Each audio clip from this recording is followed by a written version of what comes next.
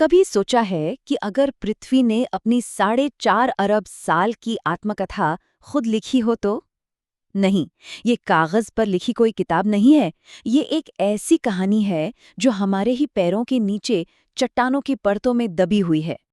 और इसी विशाल किताब के एक पन्ने पर चट्टान की एक बहुत ही पतली सी परत, एक ऐसे दिन का सबूत है जब एक पूरी की पूरी दुनिया ही खत्म हो गई थी। एक ऐसी तबाही जिसने इस ग्रह पर जीवन का नक्शा हमेशा के लिए बदल कर रख दिया। तो सवाल ये उठता है कि वैज्ञानिक आखिर इस 4.5 अरब साल पुरानी कहानी को पढ़ते कैसे हैं? मतलब इन शान दिखने वाली चट्टानों से हमारे प्लेनेट के तूफानी अतीत के राज कैसे खुलते हैं? चलिए इसी की पड़ताल करते हैं। चलिए शुरुआत करते हैं एक ऐसे रहस्य से जिसने इस ग्रह को हमेशा के लिए बदल दिया। हम बात कर रहे हैं उस दिन की जब डायनासोर इस धरती से गायब हो गए। ये आप कह सकते हैं जियोलॉजिकल डिटेक्टिव वर्क का एक क्लासिक केस है। तो ये है हमारा crime scene, the Cretaceous Paleogene boundary, जिसे हम केपी बाउंड्री भी कहते हैं। ये असल में पूरी दुनिया में चट्टानों के बीच मिलने वाली एक बहुत ही पतली सी लेयर है। इसकी उम्र है लगभग 6.6 करोड़ साल, और यही वो निशान है जो डायनासोर के युग यानी मेसोजोइक एरा के खत्म होने का ऐलान करती है। और इस बाउंड्री पर जो हुआ वो बस तबाही थी। इस मैस एक्सटिंक्शन इवेंट ने पृथ्वी की लगभग 75% प्रजातियों को मिटा दिया।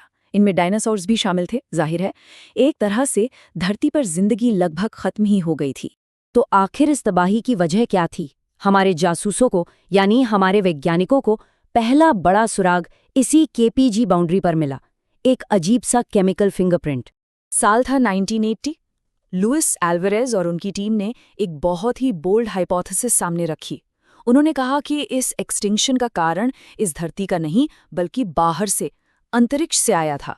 उस वक्त के लिए ये एक बिल्कुल क्रांतिकारी आइडिया था और उनके पास सबूत भी था, और वो सबूत चौंका देने वाला था। उन्होंने देखा कि पूरी दुनिया में जहां भी ये केपीजी बाउंड्री मिलती है वहां की मिट्टी में इरिडियम नाम का एलिमेंट नॉर्मल से सैकड़ों गुना ज्यादा है। अब देखिए, इरिडियम पृथ्वी की सतह पर तो बहुत दुर्लभ है, लेकिन एस्टेरॉइड्स में काफी आम होता है। तो ये एक सॉलिड सुराग था। तो एल्वारेज हाइपोथेसिस ये थी, एक बहुत बड़ा एस्ट्रॉइड लगभग 10 से 15 किलोमीटर चौड़ा धरती से आकर टकराया।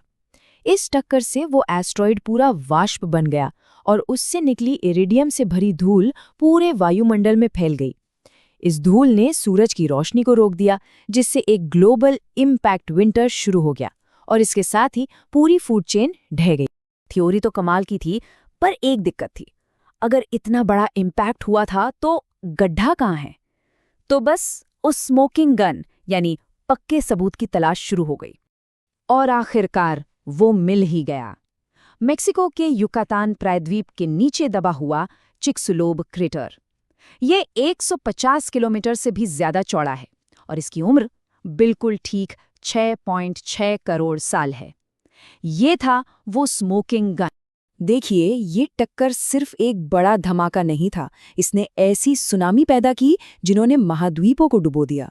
आसमान सल्फ्यूरिक एसिड से भर गया, जिसकी वजह से एसिड रेन हुई और हवा में इतना मलबा उड़ गया कि सालों तक सूरज की रोशनी धरती तक पहुंच ही नहीं पाई।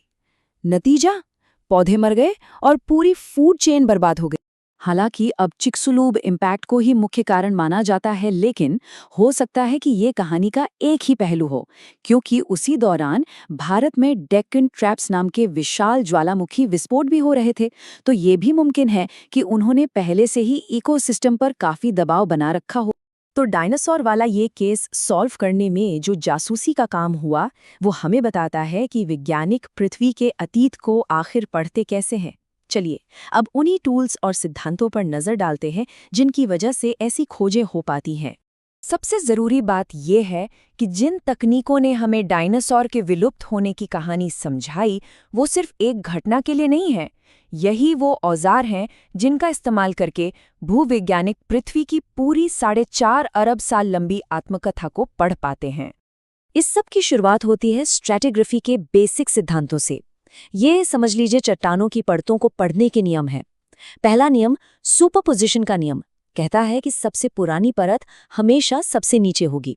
दूसरा मूल क्षैतिजता का सिद्धांत, यानी परतें हमेशा सपाट जमती हैं। और तीसरा क्रॉस कटिंग संबंध, यानी अगर कोई चीज किसी परत को काट रही है तो वो उस परत के बाद बनी है। सरल है लेकिन बहुत शक्तिशाली नियम है ये। लेकिन इन परतों की डेट कैसे पता चलती है?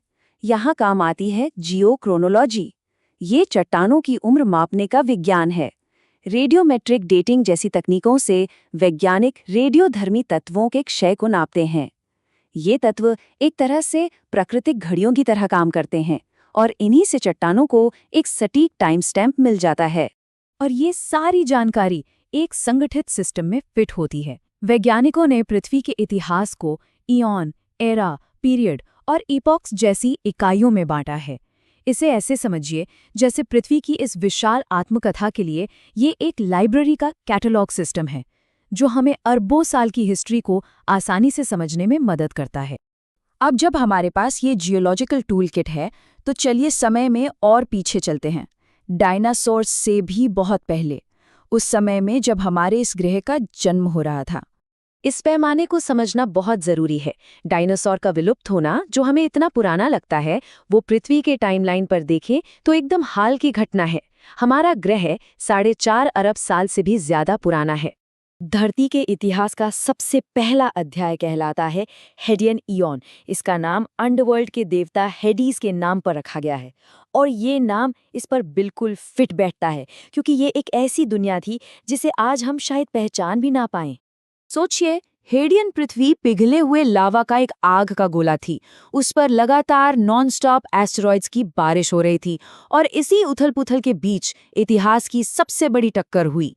एक मंगल ग्रह के आकार की चीज शुरुआती पृथ्वी से टकरा गई और इसी भयानक टक्कर से जो मलबा निकला, उसी से हमारा चांद बना। तो डायनासोर के अंत से लेकर हमारे ग्रह के इस उग्र जन्म तक ये चट्टानें हमें गजब की कहानियां सुनाती हैं। सही मायनों में ये पृथ्वी की यादें हैं। तो हमने पृथ्वी के अतीत को पढ़ना तो सीख लिया है, जो उसके चट्टानी पन्नों में लिखा है। पर यह हमें एक बहुत ही दिलचस्प सवाल के सामने लाकर खड़ा कर देता है। सोच कर देखिए, करोड़ों साल बाद जब भविष्य के भूवैज्ञानिक आज बन रही चट्टानों की परतों को देखेंगे, तो उन्हें हमारे दौर के बारे में क्या कहानी पढ़ने को मिलेगी?